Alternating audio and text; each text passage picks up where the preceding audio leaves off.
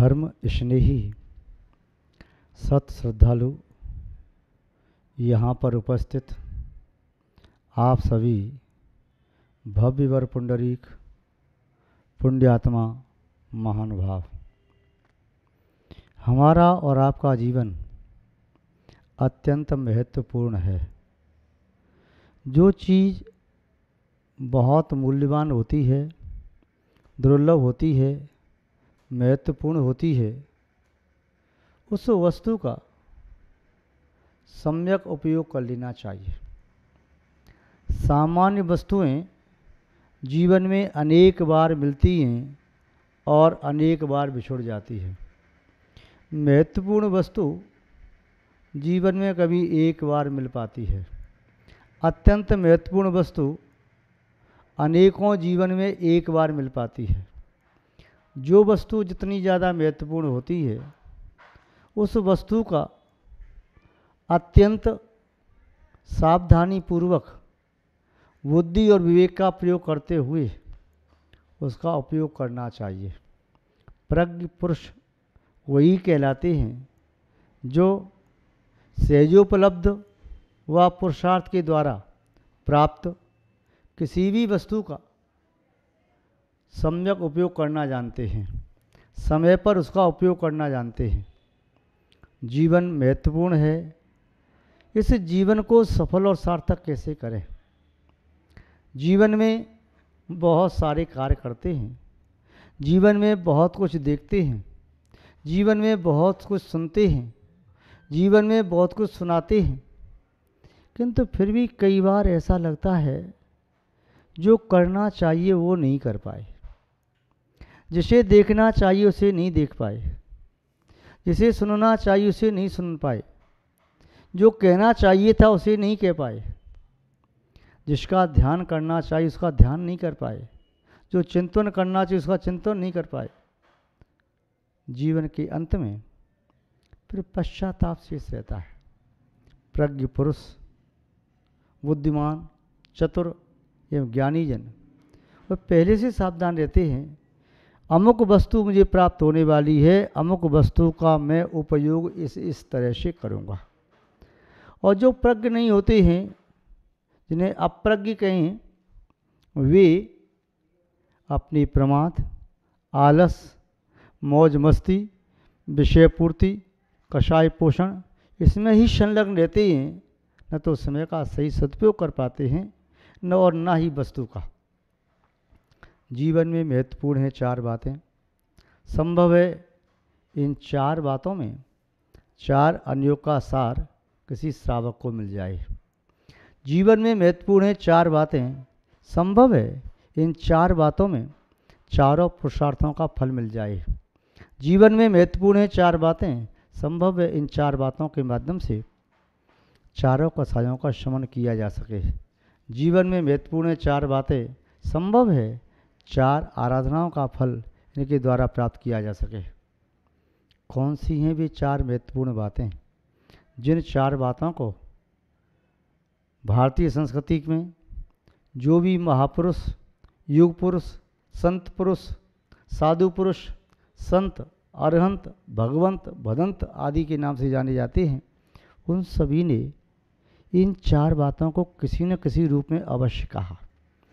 प्राणी मात्र का हित करने के लिए, कल्याण के लिए ये चार बातें बहुत महत्वपूर्ण हैं। पहली बात है, ग्रस्त जीवन में रहने वाले व्यक्ति को अपनी आजीविका कमाना बहुत आवश्यक है। बिना आजीविका के न तो स्वयं अपने उदर की पूर्ति कर सकता है, बिना आजीविका के न अपने परिवार का भरण पोषण कर सकता है। इसलिए वह व्यक्ति जो अपनी आजीविका कमाने वाला है, आजीविका कमाए। आचार्यों ने आजीविका कमाने के लिए मना नहीं किया। तुम्हें उदर मिला है और तुमने अपने वंश की वृद्धि की है, तो उनके हित का ध्यान रखना तुम्हारा कर्तव्य है। अपने उदर की पूर्ति करना भी कर्तव्य है। यदि उदर में भोजन न गया तो पुनः जीवन न चल सकेगा। किंतु उदर में कैसा भोजन जाए, किस प्रकार का आहार हो, तो वह आहार द्रव्य के माध्यम से लिया जाता है, अर्थ के माध्यम से लिया जाता है। बिना अर्थ के, बिना धन के कोई भी आवश्यकता पूर्ण नहीं हो पाती। चाहे रोटी की आवश्यकता है, चाहे वस्त्रों की आवश्यकता है, चाहे मकान की आवश्यकता है, चाहे सुख अभिलाषा, विलासी जीवन या मध्यम जीवन, हर जीवन में धन की आवश्यकता होती है। वह धन न्यायपूर्वक कमाया हुआ होना चाहिए। जिस धन के साथ विशेषता लगी है कि मैं जीवन में जो भी धन कमाऊंगा अन्यायपूर्वक नहीं कमाऊंगा, न्यायपूर्वक ही मैं धन कमाऊंगा। और न्यायपूर्वक धन जो कमाया जाता है निस्संदेह वो भोगा जाता है, वह नष्ट नहीं होता, वह चोरी नहीं जाता, वह किसी के द्वारा छीना नहीं जाता, वह कलह और संक्लिष्टता का कारण नहीं बनता है। तो जीवन में न्यायपूर्वक धन कमाओ, ईमानदारी पूर्वक कमाओ, क्योंकि ये पेट ईमानदारी के धन से भी भर सकता है। इसकी पूर्ति ईमानदारी के द्रव्य से भी हो सकती है। प्रातःकाल प्रभु परमात्मा से कहो, हे भगवान, आज मैं धन कमाने के लिए जा रहा हूँ, मेरे द्वारा कहीं भी कोई अनीति, अन्याय या अत्याचार न हो। मैं ईमानदारी से अपने पेट को भर सकता हूँ तो बेईमानी क्यों करूँ? जब देने वाला मुझे न्यायपूर्वक धन कमाने पर भी मेरा पेट भर देता है तो अन्याय क्यों करूँ? जब ऐसा सोचता है तब व्यक्ति न्याय के रास्ते पर चलने लगता है। और जब व्यक्ति ये सोचता है कि मुझे तो कमाना है, तब वह न्याय अन्याय को नहीं गिनता। शास्त्रों में एक शब्द आते हैं, शुभ लाभ। जब भी व्यक्ति पर्व मनाते हैं, दीपावली आदि पर्व मनाते, या अपनी दुकान पर, या अपने गोदाम पर, या अपनी फैक्ट्री में, या अपने अध्ययन के कक्ष में, या कृषक अपना गल्ला जहाँ रखता है वहाँ पर, वह दीवार पर या दरवाजे के एक साइड में शुभ, दूसरे लाभ लिखता है। पहले लिखता है शुभ, बाद में लिखता है लाभ। यहाँ तक कि मांगलिक कार्यक्रम संपन्न किए जाते हैं, शादी विवाह के कार्ड भी लिखे जाते हैं, उसमें भी शुभ लाभ लिखा जाता है मंगल कलश के बीच में रख करके। इसका अभिप्राय क्या है? शुभ लाभ क्यों लिखा? लाभ शुभ भी तो लिखा जा सकता था, किंतु इसमें आचार्यों का शुभ लाभ कहने का प्रयोजन ये है कि जीवन में हर लाभ शुभ नहीं हो सकता। हर लाभ धर्मात्मा के द्वारा स्वीकार्य नहीं है, हर लाभ भोगने के योग्य नहीं है, हर लाभ सुख शांति नहीं देगा, शिव मार्ग नहीं देगा, आपकी आत्मा का प्रमोशन नहीं कर सकेगा। कुछ लाभ ऐसे भी होते हैं जो आत्मा के पतन के कारण हैं, कुछ लाभ ऐसे भी होते हैं जो दुख, अशांति, संक्लिष्टता को देने वाले हैं, कुछ लाभ ऐसे भी होते हैं जिनके माध्यम से व्यक्ति दुर्गति और खोटी आयु का आश्रय कर लेता है, कुछ लाभ ऐसे होते हैं जिनके माध्यम से व्यक्ति बहुत सारा पाप कमाता है, प्रचुर मात्रा में पाप की प्रवृत्ति होती चली जाती है। आचार्यों ने कहा अशुभ लाभ कतई ही स्वीकार नहीं है, अशुभ लाभ स्वीकार नहीं है, और लाभ को शुभ नहीं माना, प्रत्येक लाभ को शुभ नहीं माना। शुभ किसे माना है? शुभ माना है शुभ को, अशुभ को शुभ नहीं। जब व्यक्ति अपना कोई भी व्यवसाय करता है, व्यवसाय करते समय वह व्यक्ति ईमानदारी से कार्य करता है, चाहे भले ही धन कम कमाए, वह उसकी ईमानदारी, सत्यता, न्यायप्रियता, लोकप्रियता, परोपकार, सहयोग की भावना, सहृदयता, वात्सल्य, मैत्री भाव, इन सभी भावों के साथ आजीविका भी कमाता है तो आजीविका भी उसकी पूजा बन जाती है। वह आजीविका कमाना भी पूजा है, अपने कर्तव्य का निष्ठा के साथ ईमानदारी से पालन कर रहा है तो वह भी उसकी पूजा है, भक्ति है, आराधना है, अर्चना है। और उससे जो भी लाभ हो रहा है वह तो बाद की चीज़ है, पहले लाभ तो हो गया, शुभ हो गया, शुभ ही लाभ है, अशुभ लाभ नहीं है। प्रत्येक लाभ शुभ नहीं होता, वह अशुभ भी हो सकता है। इसलिए आचार्य महोदय ने लिखा कि न्यायपूर्वक, ईमानदारी पूर्वक, सत्य आदि व्रतों का पालन करते हुए, किसी जीव का घात किए बिना वे अपनी आजीविका चलाए। 4 पुरुषार्थ में धर्म को प्रथम रखा, अर्थ को बाद में रखा। धर्म, अर्थ, काम और मोक्ष। वह धर्म के साथ अर्थ का सेवन करे और मोक्ष को ख्याल में रख करके, उद्देश्य में रख करके, ध्यान में रख करके काम पुरुषार्थ का सेवन करे, तब उसके लिए अर्थ और काम दोनों हानिकारक नहीं होंगे। तो पहला वाक्य जीवन में ध्यान रखें, न्याय पूर्वक धन कमाएं, ईमानदारी से अपनी आजीविका चलाएं, सत्य का सहारा लें, अहिंसा, करुणा, दया का सहारा लें। इस प्रकार के कार्य जिस किसी व्यक्ति ने किए, उस व्यक्ति का धन अजर अमर हो गया। यदि उसका राज्य छिन गया और जिसने राज्य का जो उपलब्धि की, राज्य को प्राप्त किया, राज्य का संचालन किया, वह ईमानदारी से, सत्य से, अपने भाग्य से किया, तो छूटा हुआ राज्य भी पुनः मिल जाता है। चाहे भगवान रामचंद्र जी हों और चाहे राजा हरिश्चंद्र जी हों, चाहे और भी कोई बड़े बड़े राजा हों, अपने राज्य को छोड़ा, चाहे श्रीपाल जी हों, अपने राज्य को छोड़ करके उन्होंने दूसरी जगह गमन किया, चाहे पांडवों के था, इन्होंने अपने राज्य को दूसरों को दिया, बाद में आकर के मैं ले लूँगा, तो पुनः उन्हें बाद में राज्य अपना मिल गया। कैसे मिल गया? इनका स्वयं का था, स्वयं के पुण्य का था। किसी दूसरे व्यक्ति ने अन्यायपूर्वक राज्य पर कब्जा करना चाहा, किंतु वे राज्य पर कब्जा भी न कर पाए और अपना जीवन भी न बचा सके। इसी तरह कोई व्यक्ति ईमानदारी से 10 रुपये भी कमाता है, उस 10 रुपये में से 9 रुपये 99 पैसे और बल्कि 10 के 10 रुपये वो भोगता है, यानी 1 पैसा भी कोई व्यक्ति उसका दुरुपयोग कर नहीं सकता।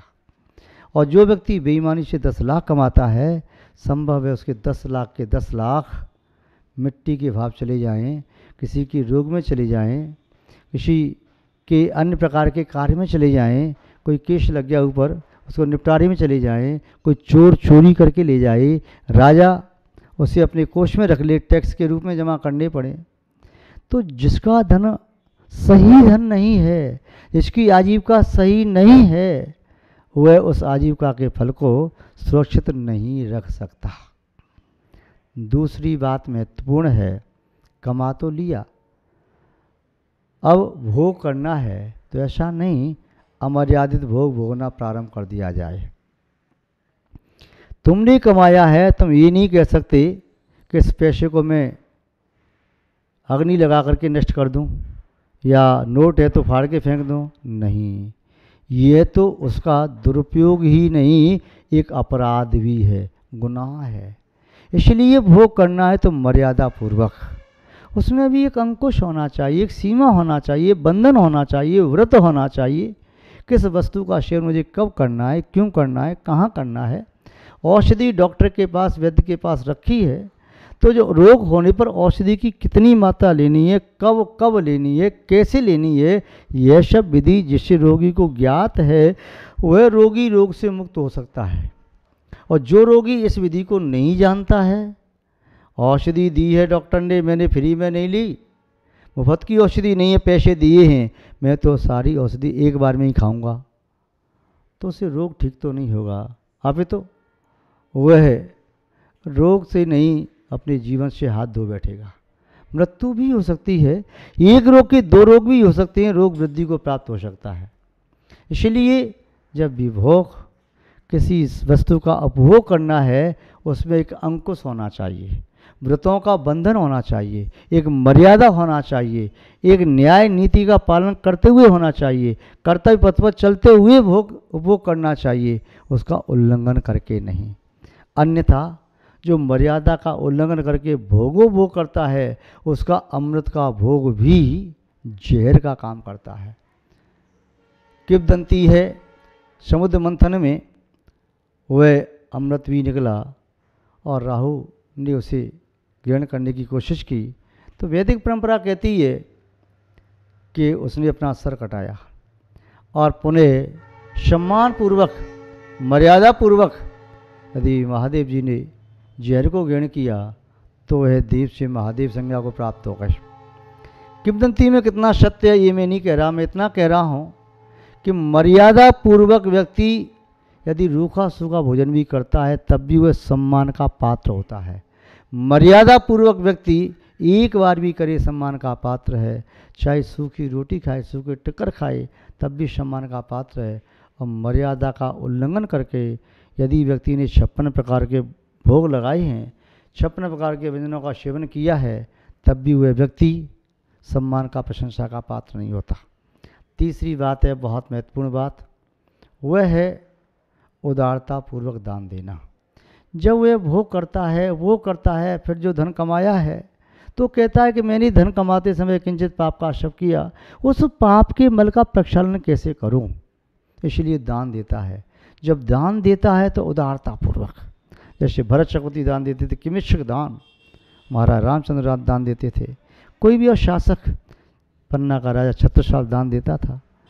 वे ऐसे दान दिया कि लेते जाओ लेते जाओ लेते जाओ, ऐसा लग रहा है वह दान नहीं दे रहा है, दान देते देते अपने पापों को नष्ट कर रहा है, पुण्य से अपने कोष को भर रहा है। तो तीसरी बात भी महत्वपूर्ण है, उदारतापूर्वक दान देना। चौथी बात है, बहुत महत्वपूर्ण बात, वह है बिना विचारे वैराग्य होने पर सर्वस्व का त्याग, विसर्जन। क्योंकि बिना त्याग किए जीवन में संन्यास की भावना वृद्धिंगत नहीं होती। वैराग्य होते ही व्यक्ति उसे छोड़ना चाहता है, ऐसा लगता है ये घर कारागृह है, ऐसा लगता है ये धन, ये बेड़ियाँ हैं, ये मेरे लिए संकलिष्टता का कारण है, गृहवासी ये मेरे लिए पहरेदार चौकीदार की तरह से हैं, दुख देने वाले हैं। तो बिना विचारे जैसे वैराग्य हुआ और सब कुछ त्याग कर दिया, उस त्याग से वैराग वृद्धि को प्राप्त होता है, वैराग से संन्यास की निष्पत्ति होती है, और संन्यास उत्तम समाधि का कारण है। उत्तम समाधि को करने वाला हुआ पुरुष स्वर्ग आदि की अवस्था को प्राप्त करता है। किशोरावस्था, यौवनावस्था, प्रौढ़ावस्था या वृद्धावस्था, ये सभी आपकी सार्थक हों, ऐसी मैं आपके प्रति मंगल भावना भाता हूँ। और इसी मंगल भावना के साथ आप सबको बहुत बहुत आशीर्वाद देता हुआ अपनी शब्द श्रृंखला को विराम देता हूँ। जय बोलिए श्री शांतनाथ भगवान की, परम पूज्य आचार्य गुरुदेव श्री विद्यानंद जी महाराज की, अहिंसामय विश्व धर्म की।